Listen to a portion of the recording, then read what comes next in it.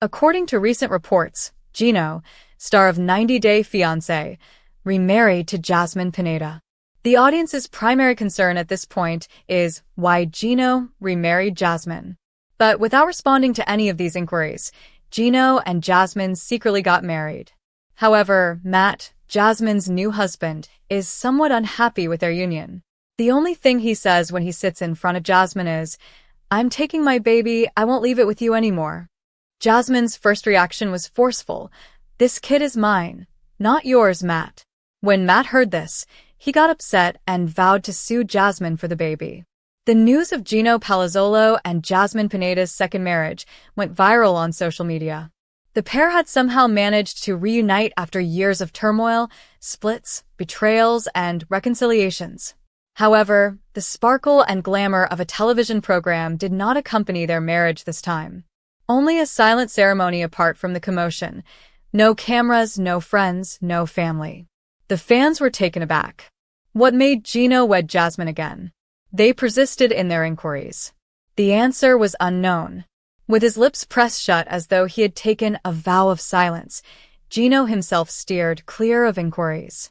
"When love is real, it finds its way back," is the only mysterious remark that Jasmine, who is typically feisty and vocal, shared on Instagram. However, not everybody was having a party. Matt, the guy who had once referred to Jasmine as his wife, sat far away from the joyful pair, devastated and angry. Even though their relationship had been difficult from the beginning, he had thought Jasmine would stick by him, particularly once the baby was born. He never thought she would rush back to Gino, the man she had so many times raged at, cried over, and fled. The day following the wedding, Matt couldn't resist going straight to Jasmine's house. He stormed into the living room, where Jasmine sat motionless, glowing from being a newlywed. Matt said in a cracking voice, "I'm taking my child. I will no longer leave it with you." Jasmine narrowed her gaze and froze for a second. Her fiery soul swiftly ignited once the words struck her like a slap. She got up from her chair, her voice piercing and firm. "Matt, this baby is mine, not yours. You have no right to assume that you can take it from me." There was too much tension in the room. Matt's anger caused his face to flush red. He gestured at her, his hands shaking. "Jasmine, don't play games with me. I'll take you to court over the baby. I'll take you to court, and I'll prevail." Despite her racing heart, Jasmine remained fearless. Her eyes met his as she took a step closer. "Do you believe a judge will support you? Do you believe that I may be removed from my child's life? Never. I am that baby's mother, and it needs me." The altercation intensified. Matt accused her of being unstable, betraying him, and foolishly returning to Gino. In retaliation, Jasmine accused Matt of controlling her, manipulating her, and using the baby as a weapon. Gino came into the room after hearing the yelling. His voice was harsh, but calm as he stood between them. "You have to go, Matt. The way isn't this." Matt, however, was not going to back down. He glanced at Gino, the guy who had twice taken Jasmine from him, and his rage grew. "You believe that you can simply enter a child's life and act as its father? Gino, do you think you're the hero here? No. You are nothing more than a mistake that she continues to make." Gino gritted his teeth, trying to maintain his composure. Jasmine, however, exploded once more. "Enough, Matt. You never loved me, therefore you don't. Control is all that matters to you. I'm over being governed then. I chose Gino above you, which is why I'm with him." Matt's eyes filled with tears, but his pride prevented him from letting them fall. His voice trembled with rage as he pointed one final time.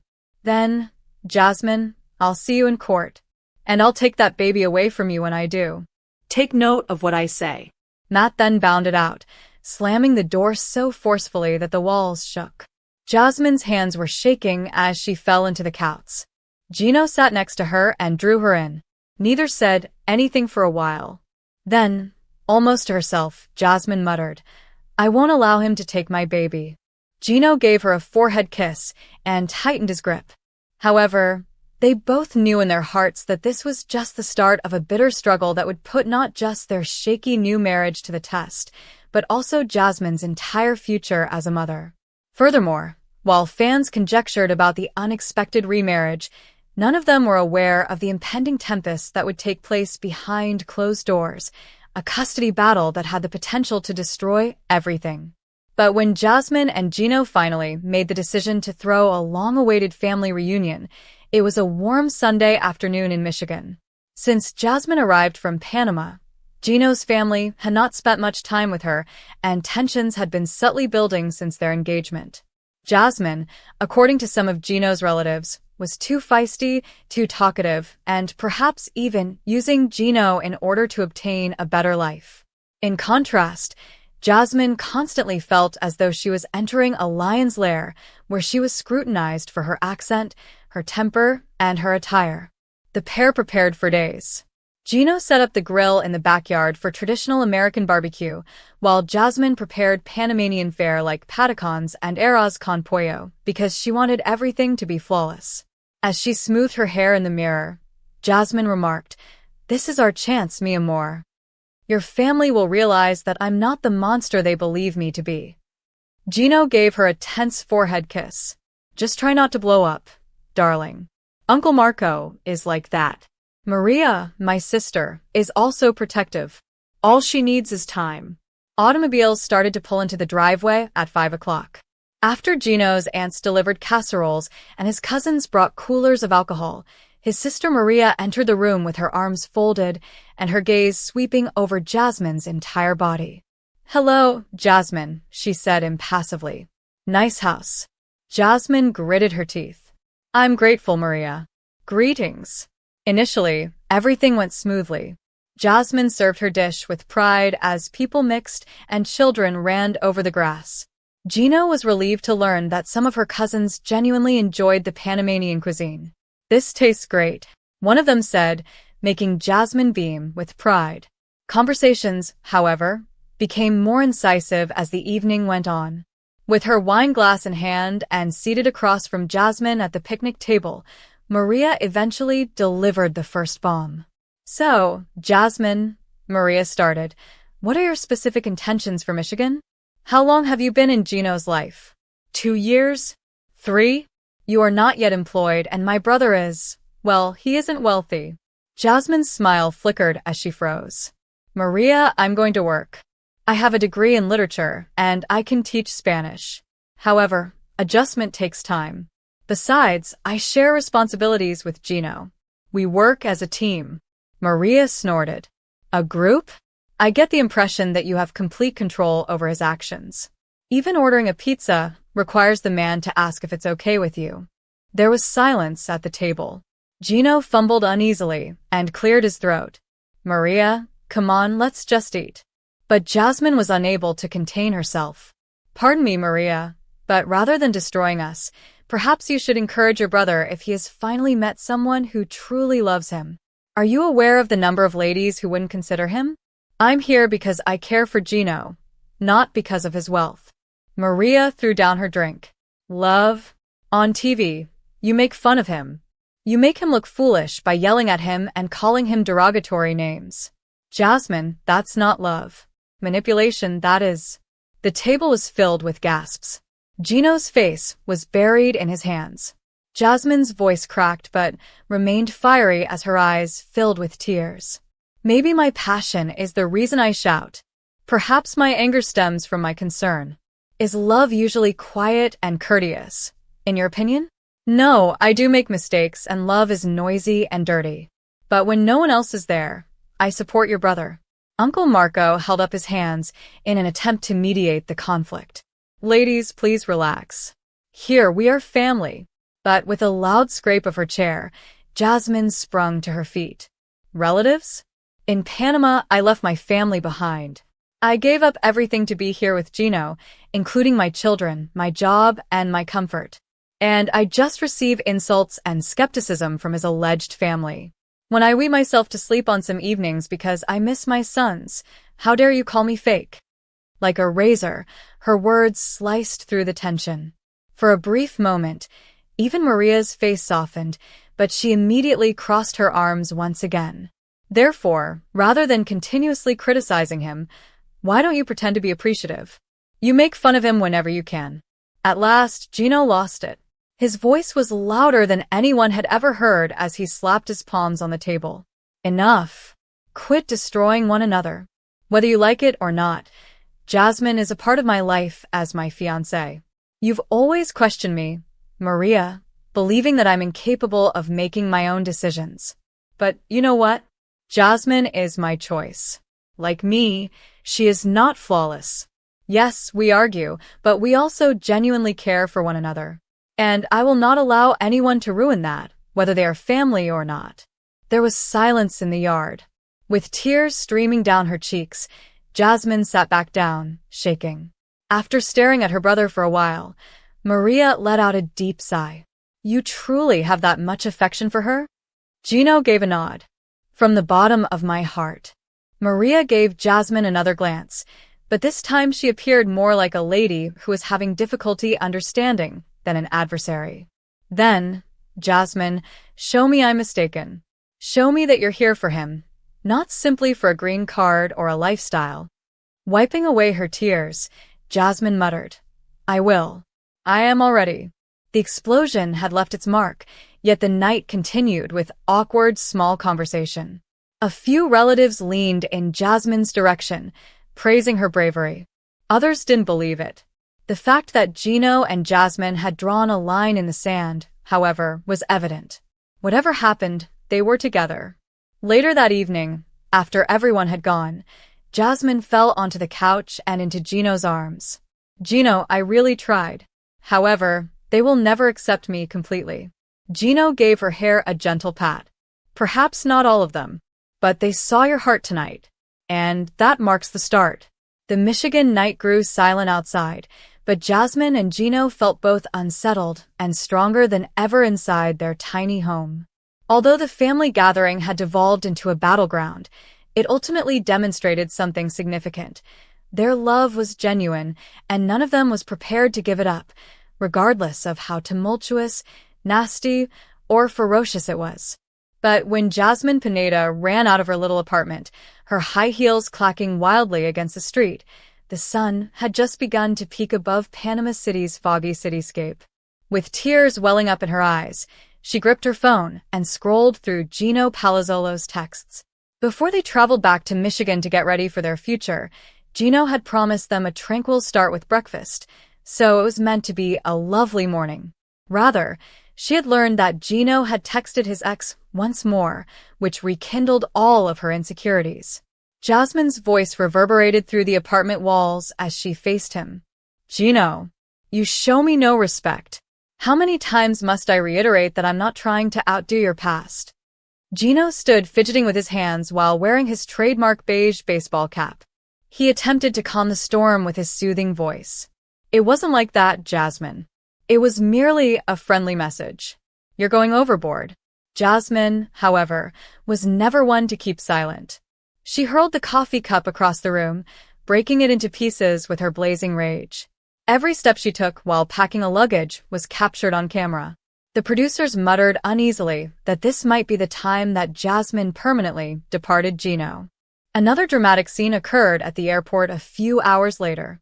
Jasmine waited for Gino to completely, emotionally, and unequivocally apologize while she sat by the boarding gate, constantly checking her texts. Instead, Gino, with his cap pulled low over his face, sulked in quiet while sitting 2 seats away. Jasmine blew up when she saw this. She strode up, grabbed his phone out of his grasp, and yelled, "Why do you have that hat on? Why are you unable to stand up for me and act like a man for once?" Around them, other passengers whispered and gazed. Every gasp was captured by TLC's cameras.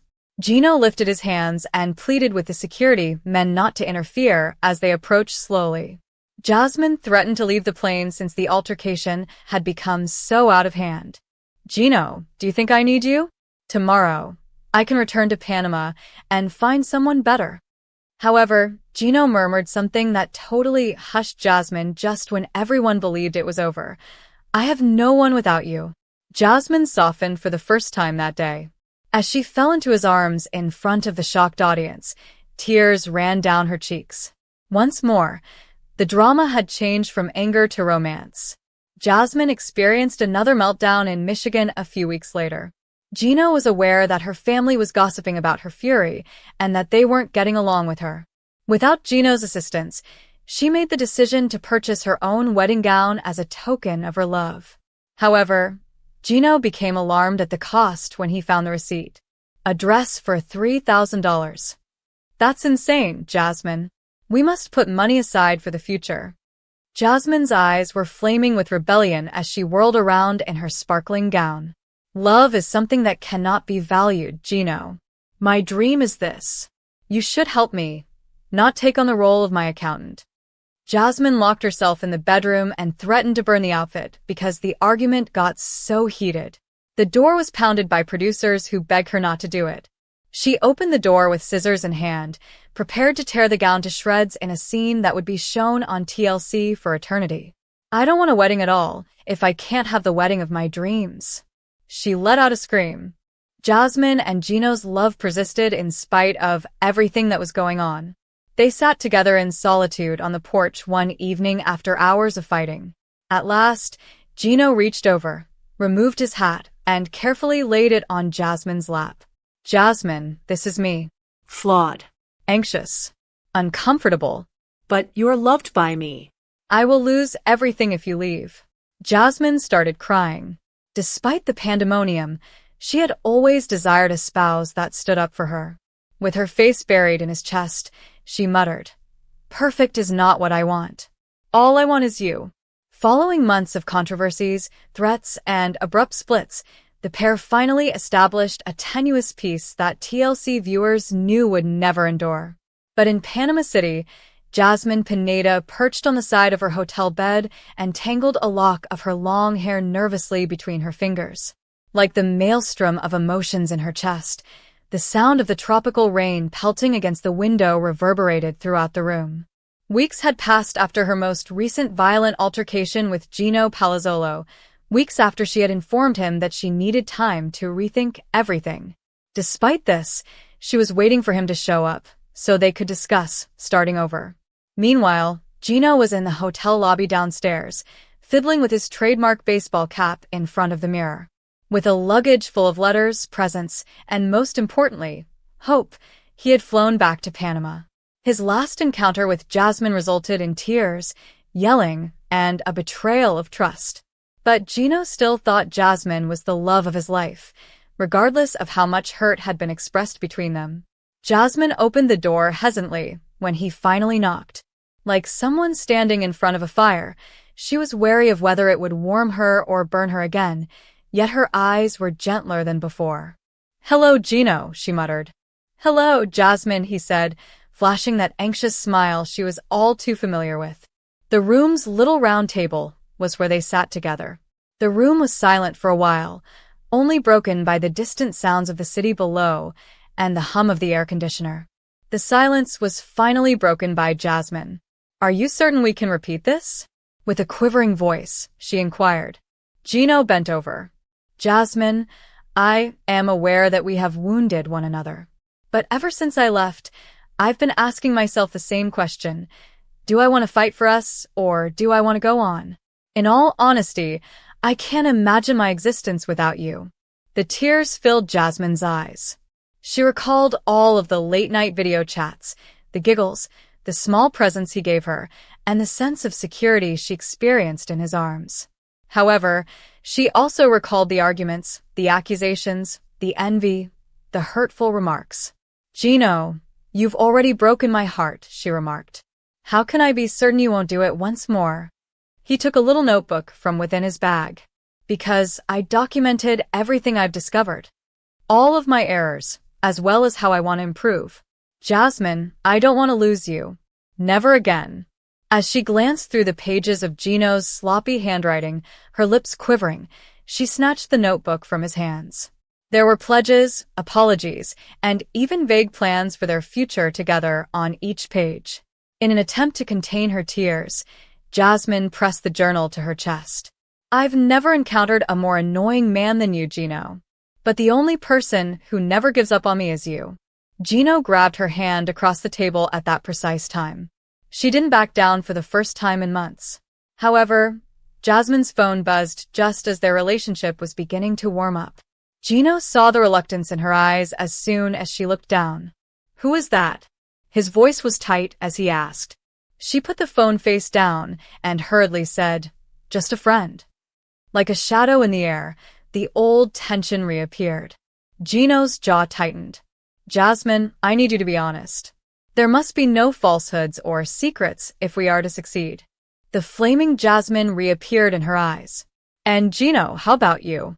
Can't you keep things from me anymore? Are you going to stop hiding your past?" He nodded and inhaled deeply. "No more secrets. From one of us." Once more, the silence dragged, but this time it was different. It was laden with the weight of two individuals on the brink of a second chance, rather than rage. At last, Jasmine got up and moved in the direction of the window. She drew back the drape and gazed at the rain outside. She whispered, "My mother used to tell me that love is like a plant. It dies if you don't water it. However, even the weakest plants can rebloom with proper care."